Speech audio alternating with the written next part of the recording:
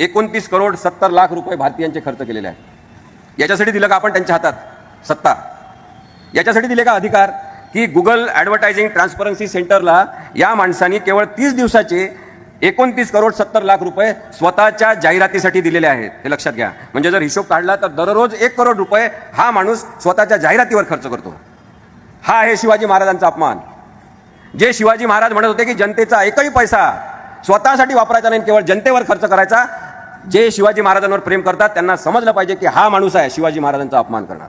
ते Meta, Insta, Facebook याचे सगळे लोक यांना भेटायला येतात आणि मग हे दात काढून हसत असतात। आपण बघत असतो आपली किती दयनीय अवस्था झालेली आहे, लक्षात घ्या।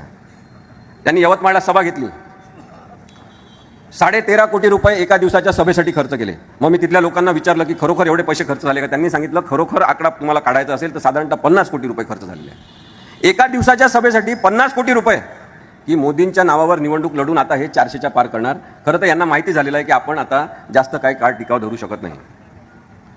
हे साधारणतः 240-250 पर्यंत घसरणार आहेत।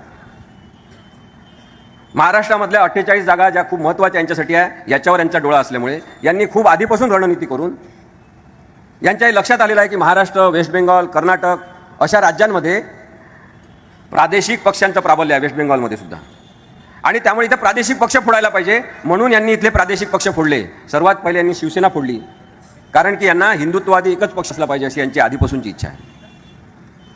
मग यांनी राष्ट्रवादी काँग्रेस फोडली, आणि या प्रत्येक वेळेस आपल्याला माहिती आहे की ईडीचे दबाव आहेत, सीबीआयचे इन्क्वायरीचे दबाव आहेत, अनेक लोकांनी भ्रष्टाचार केले, त्यांचे फाईल यांनी तयार केलेले आहेत, आणि जेलमध्ये जाण्यापेक्षा भाजपमध्ये गेलेलं बरं असं म्हणून लोक जातात। मोदी यांचा चेहरा वापरून निवडणूक लढवणं यावर्षी भाजपसाठी धोकादायक ठरणार आहे, कारण मोदी विरुद्ध मोदी अशी लढाई त्यांनी त्यांचा चेहरा वापरला तर होईल। कारण की लोकांजवळ आता व्हिडिओ उपलब्ध आहेत की 2014 मध्ये काय म्हणाले, आता काय म्हणाले।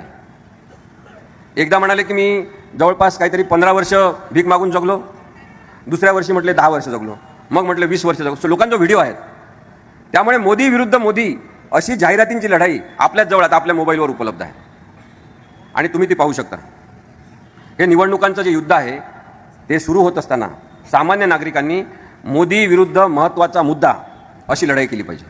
यांना विचारलं पाहिजे बेरोजगारीबद्दल, यांना विचारलं पाहिजे गरिबीबद्दल, यांना विचारलं पाहिजे जे भुके लोक आहेत, ज्यांच्या पोटात भूक आहे त्यांच्याबद्दल, यांना विचारलं पाहिजे स्त्रियांच्या प्रश्नांबद्दल, यांना विचारलं पाहिजे शिक्षणाबद्दल, आरोग्याच्या अस्वस्थ प्रक्रियेबद्दल, आयुष्य योजना काढून त्याच्यामध्ये करोडोचा भ्रष्टाचार झाला त्याच्याबद्दल। तर या मुद्द्यांवर हे उत्तर देऊ शकणार नाही, आणि म्हणून मोदी विरुद्ध मुद्दा अशी जर लढाई झाली तर मोदींचा पराभव 250 पेक्षा बेकार परिस्थिती असणार आहे। मोदी की गॅरंटी अशी एक यांची जाहिरात आहे। मग आम्ही जेव्हा प्रयत्न करतो काय आहे मोदीची गॅरंटी, तर एक बाई व्हॉट्सअपवरून सगळीकडे फिरत होत्या, सगळ्यांची मदत मागत होत्या, सगळ्यांना सांगत होत्या की 7 फेऱ्यांची गॅरंटी तर मला सुद्धा दिली होती या माणसाने।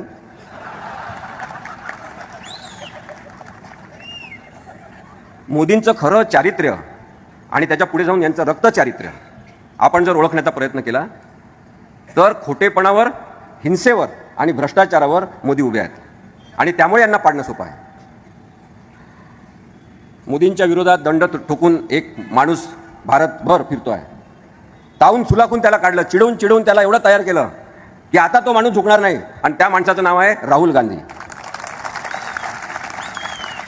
प्रचंड त्रास देऊन, हाल अपेष्टा करून, अवहेलना आणि अपमान करून महाराष्ट्रात एक माणूस तयार केलेला आहे मोदींनीच, जो मोदींविरुद्ध दंड ठोकून उभा आहे, आणि त्या माणसाचं नाव आहे उद्धव बाळासाहेब ठाकरे।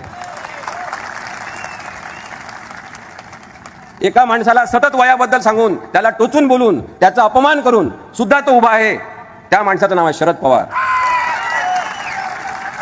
हे माणसं लढाई देणार, आणि म्हणून यांच्यासोबत आपण आहे, आणि स्पष्टता आपल्या मनात आहे की तुमचं सरकार आल्यावर तुमच्या काही चुका झाल्या तरी आम्ही बोलणार। यांचा परिवार आहे अनेक पळून जाणारे लोक, यांचा परिवार आहे चोऱ्या करणारे लोक, यांचा परिवार आहे भ्रष्टाचार करणारे आणि बलात्कार करणारे लोक।